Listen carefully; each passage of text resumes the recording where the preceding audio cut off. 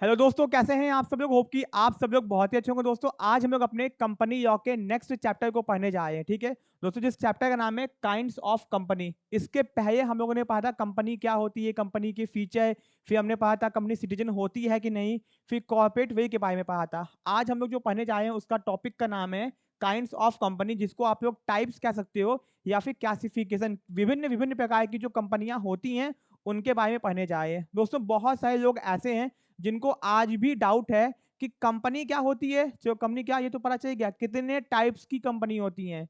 आज भी बहुत सारे लोग पब्लिक कंपनी को गवर्नमेंट कंपनी समझते हैं, बल्कि वो पब्लिक कंपनी नहीं पीएसयू होती है। ठीक है, बट कोई बात नहीं, आज हम लोग जितने भी टाइप्स की कंपनीज हैं उनको यहाँ पे अच्छे से देखेंगे। ठीक है, अब दोस्तों यहाँ पे आप लोग देख लो कि कितने सारे टाइप्स की कंपनीज होती हैं। Chartered, institute, incorporated company, limited by share, देखो यहाँ पे। और इसके अलावा भी बहुत सारी कंपनीज होती हैं यहाँ पे जो लिखा गया है। जैसे निधि कंपनी भी एक होती है, डॉयमेंट कंपनी भी होती है, यहाँ पे नहीं बताया गया है क्योंकि जितना आपके सिलेबस में है हमको उतना ही जानना है। ठीक है ना, बट मैं आपको अलग से बता दूंगा कि वो क्या होती है। चलो अब यहाँ पे दोस्तों, on the basis of creation, liability, numbers of member, ownership, control unit, national interest, objective, इनके हिसाब से कंपनीज को डिवाइड किया गया है। चलो अब दोस्तों यहाँ पे एक चार्ट बनाया गया है, ये चार्ट हमको नीचे काम आएगा। सबसे पहला, on the basis of creation, मतलब बनाने के हिसाब से। भैया क्रिएशन का मतलब होता है बनाने के हिसाब से। सबसे पहली कंपनी जिसका नाम है चार्टेड कंपनी। अब दोस्तों ये चार्टेड कंपनी होती क्या है, क्या आपने इसके पहले कभी इसका नाम सुना था? तो मैं आपको बताता हूँ।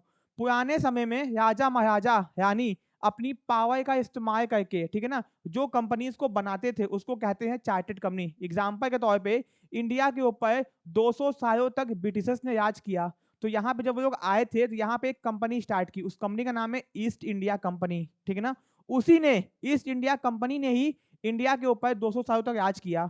तो वो बनाई कैसे गई थी भैया? राजा महाराजा के पावर की मदद से इस कंपनीज को बनाया जाता है, by the virtue of king और क्वीन। ठीक है, तो दोस्तों इन ओल्डन टाइम्स, पुराने समय में यहाँ पे आपका किंग होगा, king by virtue of the power, मतलब कि उनके पास में जो पावर होती थी, ठीक है ना, वेस्टेड इन देम, जो उनके हाथों में होती थी, use to create company by granting जो है चार्टर। जैसे आज मैंने कह दिया कि आज ये कंपनी बनने जा रही है, या फिर मैंने आदेश दिया कि आज से ये कंपनी बनेगी, तो वो कंपनी बन गई क्योंकि मेरे पास में पावर होती थी। ठीक है ना, पहले के समय में सब company were known as chartered company. तो जो कंपनी भैया राजा महाराजा के पावर के कारण बनती है, उनके हाथ में होती है, उसको बोलते हैं चार्टेड कंपनी। ठीक है ना, एग्जाम्पल यहाँ पे दिया हुआ है ईस्ट इंडिया कंपनी। ठीक है ना, आज के टाइम पे ऐसी कोई कंपनी नहीं होती है, मतलब ये पहले होती थी, आज के टाइम पे नहीं होती। कोई पूछेगा व्हाट इज स्टार्टेड कंपनी, कहोगे सर जो कंपनी राजा महाराजा के पावर की मदद से बनती थी, राजा हो चाहे रानी हो, क्योंकि इंग्लैंड में तो भैया अपनी रानी थी।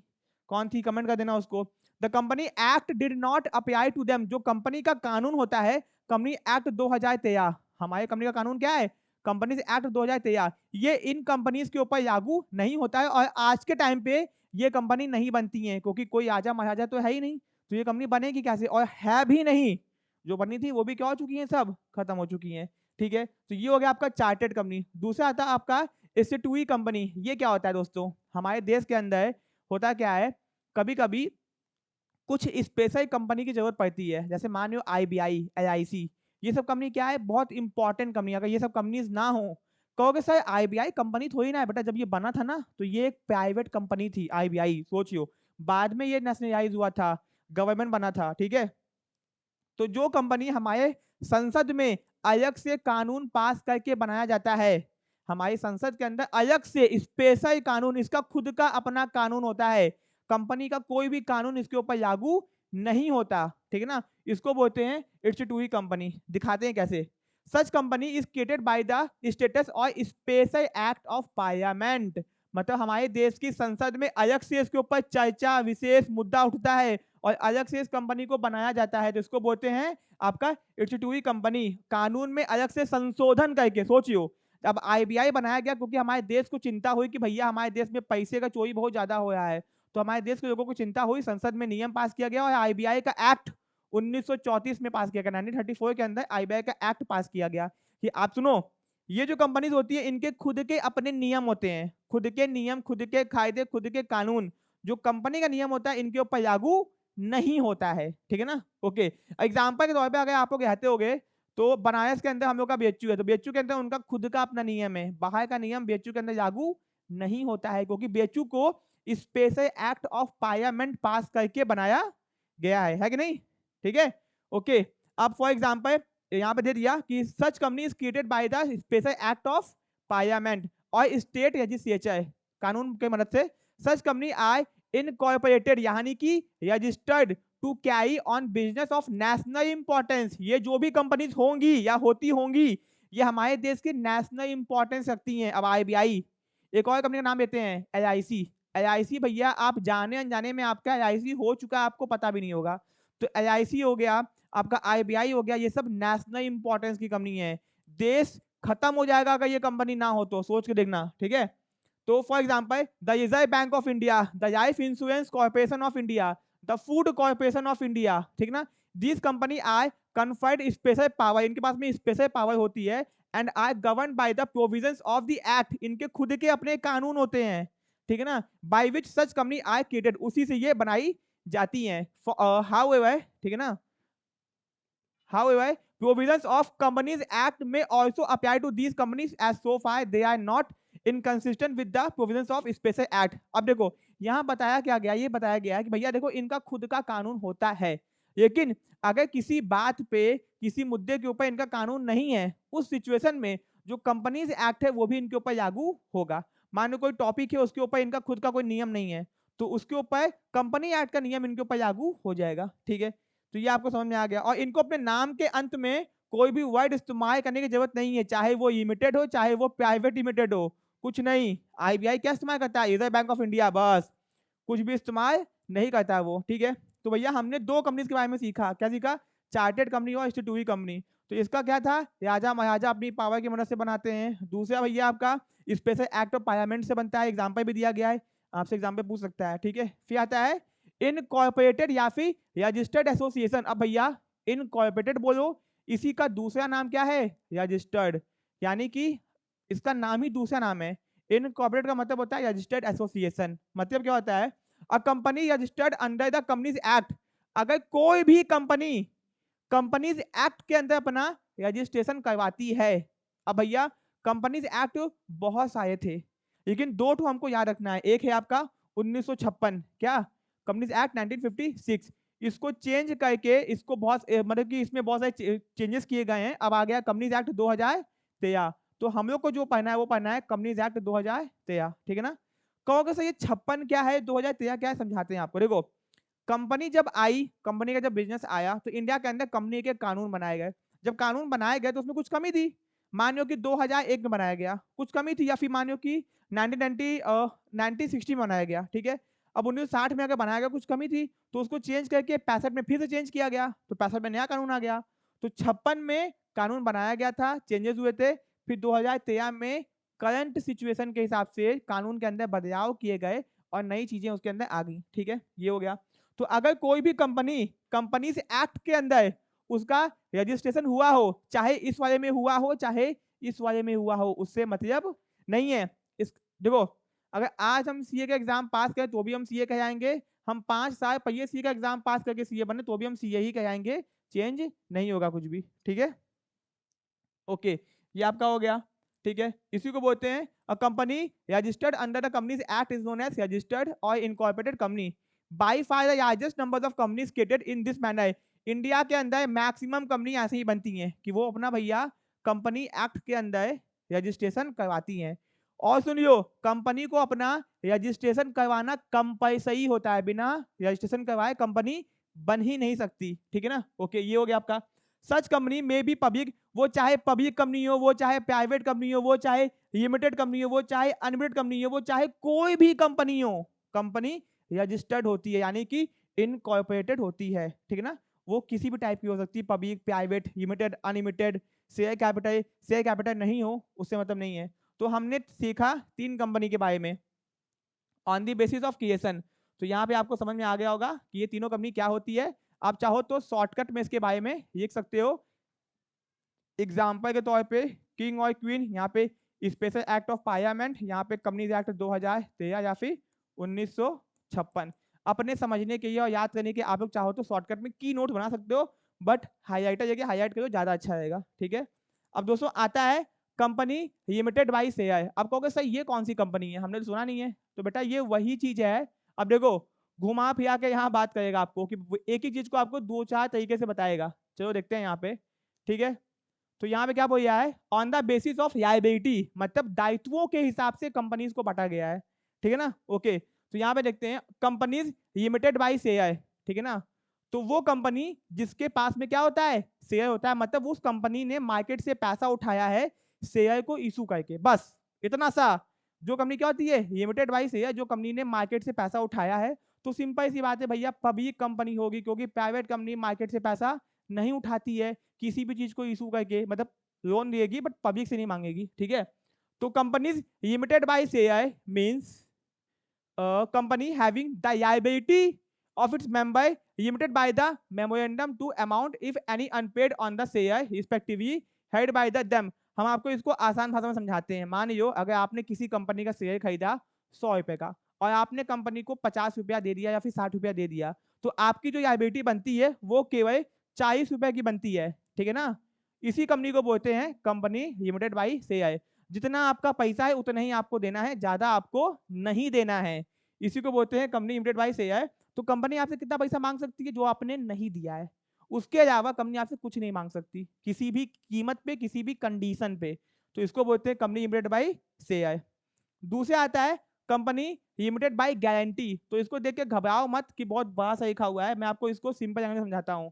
कंपनी लिमिटेड बाई गारंटी का मतलब ये होता है, ये वो कंपनीज होती हैं जिसमें यहाँ के जो मेंबर्स होते हैं वो गारंटी देते हैं कि अगर कल को कंपनी को कोई दिक्कत आएगी तो इतना अमाउंट हम गारंटी देते हैं कि हम देंगे। बात समझ आया। मान लो कि क्या बोलते हैं, आपने कहा कि हम कंपनी का शेयर खरीदते हैं, कल को कंपनी बंद होती है तो अपने पास से हम 1 लाख रुपया और दे देंगे। बात समझ आया। इसको बोलते हैं कंपनी लिमिटेड बाई गारंटी, जहां पे कोई इंसान गारंटी देता है भैया कि अगर होता है तो हम इतना दे देंगे, ठीक है। Company limited by guarantee means a company having the liability of its member limited by memorandum to such amount as the member may respectively undertaken to contribute, कि भैया हम इतना दे देंगे to the assets of company in the event of wound up। wound मतलब winding up. जब भी company बंद होगी उस परिस्थिति में आपने जो गारंटी दिया था कि आप बंद होने की कंडीशन में इतना पैसा दोगे, तो ये कंपनी बन जाती है कंपनी लिमिटेड बाई गारंटी। कोई दिक्कत जी नहीं, ठीक है। तो इसमें आपको इतनी कहानी पढ़ने की जरूरत नहीं है, समझ में आपको आ गया होगा। अब आता है आपका भैया अनलिमिटेड कंपनी। पहली बात तो इंडिया में अनलिमिटेड नाम की कंपनी चलती नहीं है। ये एक ऐसी कंपनी होती है जहां पे जो मेंबर्स होते हैं, यानी कि जो शेयर होल्डर जो कंपनी का शेयर खरीदते हैं, उनकी जो लायबिलिटी होती है वो होती है अनलिमिटेड। मान लो एग्जांपल के तौर पे एक कंपनी है और कंपनी में आपने शेयर खरीदा 100 रुपए का, और आपने अभी तक 60 रुपए दे दिया, 40 रुपए आपको देना है, चलो देना है, ठीक है। और कंपनी को नुकसान हो गया, नुकसान इतना हो गया कि कंपनी आपसे कह रही है कि हमको 60 रुपया और दो। देना आपको केवल 40 है लेकिन कंपनी 60 रुपया मांग रही है, तो उस सिचुएशन में आपको 60 रुपया ही देना पड़ेगा, क्योंकि आपकी लायबिलिटी क्या है, अनलिमिटेड। आपको अपना घर दुआर बेच के, अपनी पर्सनल प्रॉपर्टी को बेच के उधारों को यानी कि खर्चों को चुकाना पड़ेगा, क्योंकि आपकी लायबिलिटी क्या है, अनलिमिटेड। इंडिया में अनलिमिटेड कंपनी नहीं चाहती है, ठीक है ना, कोई भी इसको नहीं चाहता। तो अनलिमिटेड लायबिलिटी कंपनी का मतलब होता है कि अगर कंपनी को नुकसान होता है, कंपनी बंद होती है, तो जितना भी नुकसान होगा जो कंपनी के मेंबर्स होंगे वो अपना पर्सनल प्रॉपर्टी बेच के उधारों को चुकाएंगे। That is known as unlimited company, ठीक है ना, कोई दिक्कत। तो ये भी आपका दोस्तों यहाँ पे हो गया, ठीक है। तो अभी तक हमने 3 कंपनी के बारे में और सीखा, इसमें कुछ था नहीं, बस नाम से ही समझ में आ गया कि ये 3 चीजें थी। अब दोस्तों आते हैं, अब आपका आता है on the basis of numbers of member. बहुत इंपॉर्टेंट कि एक कंपनी में कितने मेंबर्स होते हैं। मेंबर मतलब कंपनी को चलाने की है, जो कंपनी के ओनर क्या है, मेंबर्स क्या है, शेयर होल्डर क्या है, जो कहना है वो क्या है। एक होती है प्राइवेट कंपनी। क्या होती है, प्राइवेट। ये तो आपने सुना ही होगा कि सर प्राइवेट कंपनी के बारे में, प्राइवेट कंपनी क्या होती है। सुनो, प्राइवेट कंपनी एक ऐसी कंपनी होती है जो कि पब्लिक कंपनी नहीं होती है, और जिसके अंदर मिनिमम कम से कम 2 मेंबर होने चाहिए और मैक्सिमम 200 लोग होने चाहिए। सुनियो बात को, कि प्राइवेट कंपनी एक ऐसी कंपनी होती है जिसके अंदर मिनिमम 2 मेंबर होंगे, मैक्सिमम 200 मेंबर होंगे। अगर आप लोग क्लास 12th में होगे या पढ़ के आए होगे तो आपने इसको पढ़ा होगा अपने कंपनी अकाउंट के अंदर, जो कि आपके एग्जाम में पूछा भी जाता है बहुत अच्छे तरीके से, ठीक है ना जी, क्लास 12 में आपके सेकंड बुक के अंदर। तो प्राइवेट कंपनी पहली बात तो वो कंपनी होती है जो कि आपका पब्लिक कंपनी नहीं होती है, ठीक है, जिसमें मिनिमम 2 मेंबर मैक्सिमम 200 लोग होते हैं। और इसकी खास बात क्या है कि ये आम जनता से पैसा नहीं मांगती है। ये कहती है ये आम जनता को शेयर इशू नहीं करती है, ठीक है ना। ओके, आम जनता पैसा कहाँ से मांगती है? बैंक से जो लेती है, रिश्तेदारों दोस्तों से मांगती है, लेकिन आम जनता से पैसा नहीं मांग सकती, मांग भी नहीं सकती है भैया। समझ आ गया ना? दोस्तों यारों रिश्तेदारों से, बैंक से मांगेगी, इंस्टीट्यूशन से मांगेगी, लेकिन आम जनता से नहीं मांगेगी शेयर इशू करके, ठीक है। फिर दूसरा आपका, ये कंपनी अपने शेयर को ट्रांसफर नहीं कर सकती। अगर मान लो कि आप किसी के दोस्त हो, आपने उसके कंपनी में इन्वेस्टमेंट कर दिया, तो आप सोचो कि अपना शेयर किसी और को बेच दो, तो आप आसानी से अपना शेयर किसी और को नहीं बेच सकते हो। बहुत ज्यादा कोर्ट केस हो जाएगा तो कंडीशन में तो बेचोगे, बट नॉर्मल कंडीशन में आप अपने शेयर को, हिस्से को प्राइवेट कंपनी में नहीं बेच सकते। तो मोटा मोटी हमको ये समझ में आया कि प्राइवेट कंपनी क्या होती है। प्राइवेट कंपनी एक ऐसी कंपनी होती है जिसमें मिनिमम 2, मैक्सिमम 200, जिसके अंदर पब्लिक से पैसा नहीं मांग सकते, अपने शेयर को ट्रांसफर नहीं कर सकते। इसका जो सेक्शन है, सेक्शन 2 सब सेक्शन 68, ये आपका सेक्शन होता है। देखो यहाँ पे मैंने बता दिया, ये पब्लिक से पैसा नहीं मांग सकती, ठीक है ना। ये शेयर ट्रांसफर राइट स्ट्रिक्ट माने कि रुका हुआ है, यहाँ पे क्या है, शेयर को ट्रांसफर नहीं कर सकते। एंड ओनरशिप और जो कंट्रोल होता है इस कंपनी का, रिश्तेदारों के हाथ में होता है और दोस्तों के हाथ में होता है, ठीक है ना। आज मैंने कंपनी स्टार्ट की तो पैसा हम किससे मांगेंगे? दोस्त से मांगेंगे, घर से मांगेंगे, बैंक से मांगेंगे। आम जनता हमको पैसा नहीं देगी, ठीक है। Thus private company is an organisation which enable family और एसोसिएशन ऑफ क्लोज फ्रेंड्स, जहाँ पे दोस्त यार होते हैं, to get the benefits of limited liability, और यहाँ पे लायबिलिटी क्या होती है? लिमिटेड, ठीक है ना। The name of private company, जो भी कंपनी का नाम होगा उस नाम के अंत में प्राइवेट लिमिटेड लगा होगा। क्या लगा होगा? Private limited. क्योंकि भैया अगर हमको जानना है कि ये कंपनी कौन सी है तो पता कैसे चलेगा? घनश्याम प्राइवेट लिमिटेड, यानी कि ये प्राइवेट कंपनी है, ठीक है ना। Okay, the name of private company ये तो हो गया। Therefore in comparison to a public company, private company को बहुत सारे प्रिविलेज यानी कि बहुत सारे सुविधाएं दी गई हैं, बहुत सारी सुविधाएं दी गई हैं, बहुत 50-100 सुविधाएं दी गई हैं। वो क्या दी गई हैं हम लोग आगे पढ़ेंगे, अभी यहाँ नहीं पाएंगे। एक मैं एग्जांपल देता हूँ कि प्राइवेट कंपनी को स्टार्ट करने के 2 लोग चाहिए, पब्लिक को 7 चाहिए। पहला फायदा ये हो गया, ठीक है। अब बाकी जो फायदे बारे में बताएंगे। अब आता दोस्तों, एक हो गया आपका प्राइवेट कंपनी, इसके बाद आपका पब्लिक कंपनी भी है, बट पहले हम लोग पढ़ेंगे वन पर्सन कंपनी। ये वन पर्सन कंपनी क्या होती है भैया? ओपीसी। सबसे पहली बात तो ये इंडिया में एक नए टाइप की कंपनी है। जितने भी सेक्शन, अगर आप लोग सीयूटी एमकॉम का एग्जाम देने जा रहे हो, ठीक है ना, जो कि आप दोगे ही दोगे, तो भैया आपको, या फिर अगर आप लोग कोई भी सीयूटी बीकॉम का भी एग्जाम दोगे, ठीक है ना, बीकॉम एंट्रेंस का एग्जाम दोगे, एमकॉम एंट्रेंस का एग्जाम दोगे, या फिर इंडिया के किसी भी यूनिवर्सिटी का सेमेस्टर एग्जाम दोगे, क्लास 12th में क्यों ना हो, आपको इसका सेक्शन पता होना चाहिए। क्या पता आपसे एग्जाम में पूछ दे, ठीक है। तो भैया सेक्शन 2 सब सेक्शन 62 के अंदर बताया गया है, कानून के अंदर बताया गया है कि ओपीसी क्या होता है। वन पर्सन कंपनी एक ऐसी कंपनी होती है जिसमें बस एक ही बंदा मेंबर होता है, only one person as a member. और ये एक प्राइवेट कंपनी होती है। कहोगे सर जी बेवकूफ बना है क्या? प्राइवेट कंपनी में तो 2 मेंबर होते हैं और यहाँ पे तो एक ही मेंबर होता है। तो बेटा वन पर्सन कंपनी एक्सेप्शन है। क्या है? एक्सेप्शन। जहां पे एक ही मेंबर होता है तो भी इसको प्राइवेट कंपनी बोलते हैं। समझ में आ गया? ओके, तो वन पर्सन कंपनी एक प्राइवेट कंपनी होती है एक मेंबर होने के बावजूद, और प्राइवेट कंपनी में 2 होते हैं। ये क्या है? एक्सेप्शन। अब ये मत कहना कि सर एक्सेप्शन क्या होता है, ठीक है। तो भैया one person company, companies act 2013 में सेक्शन 3 सेक्शन 1 में इंट्रोड्यूस किया था new concept one person company, मतलब कि मार्केट में अभी ये नया नया आया है। और अच्छी बात ये है इंडिया में वन पर्सन कंपनी चलती भी नहीं है, ज्यादा सक्सेसफुल नहीं है, ठीक है। ओके, क्यों नहीं है अलग बात है। Section 2 sub section 62 of the companies act define one person company as a company that has only one person as a member. मतलब ये इनका कानून कहता है कि वन पर्सन कंपनी एक ऐसी कंपनी होती है जिसका एक ही मेंबर होता है। तो ई मत समझना कि एक ही इंसान सब काम करेगा और लोग होंगे काम करने के लिए, एक ही इंसान ओनर होगा। Furthermore members of company are nothing, जो जिन्होंने कंपनी का मेमोरेंडम पे साइन किया होगा। भैया मेमोरेंडम क्या होता है? अब आप लोग कहोगे सर हमको ये तो पता ही नहीं है, मेमोरेंडम ऑफ एसोसिएशन और आर्टिकल ऑफ एसोसिएशन। तो बेटा ये आपको क्लास 11th के अंदर बता दिया गया था। ये दोनों कंपनी के 2 मुख्य डॉक्यूमेंट होते हैं। इसमें कंपनी की 5 से 6 बातें लिखी होती हैं और ये कंपनी के रूल्स एंड रेगुलेशन लिखा होता है कि कंपनी के नियम कायदे कानून क्या होते हैं, ठीक है जी। ओके, तो ये हो गया। So an OPC is effectively a company that has only shareholder as its member.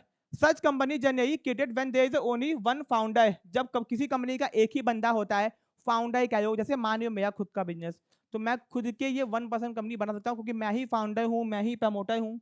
ठीक है, अगर मैंने कल को पैसा उठाया मार्केट से तो हम अपने आप को ओपीसी में कन्वर्ट कर सकते हैं। बट ओपीसी में देखो, कंपनी में आने के बाद ना बहुत सारी फॉर्मेलिटी करनी पड़ती है, बहुत सारी रिटर्न्स फाइल करने पड़ते हैं, कंपनी का बैलेंस शीट बनाना पड़ता है, अकाउंटिंग करनी पड़ती है, तो सब कुछ करना पड़ता है। अभी क्या है कि आप चीज़ों से बच सकते हो क्योंकि आप कंपनी के फॉर्म में नहीं हो, कंपनी बन गए हो तो सरकार की नज़र में आप एक ऐसे इंस्टीट्यूशन बन चुके हो जो कि टैक्स देगा, और टैक्स देगा तो भैया आप सही से अकाउंटिंग करो, सही से टैक्स जमा करो, सही से खाता बना रहे हो कि नहीं, चेक होगा ना। ठीक है, इसलिए लोग जल्दी नहीं जाते हैं। तो और फायदा भी बहुत है, ऐसा नहीं है, कंपनी के फॉर्म में जाओगे तो बहुत फायदा है, बहुत बेनिफिट्स मिलेंगे, टैक्सेस का बेनिफिट्स मिलेगा, लोन का बेनिफिट्स मिलेगा, सब्सिडी मिलेगी। लेकिन एक नॉर्मल स्टार्टअप के लिए तुरंत कंपनी में जाना फायदेमंद नहीं है।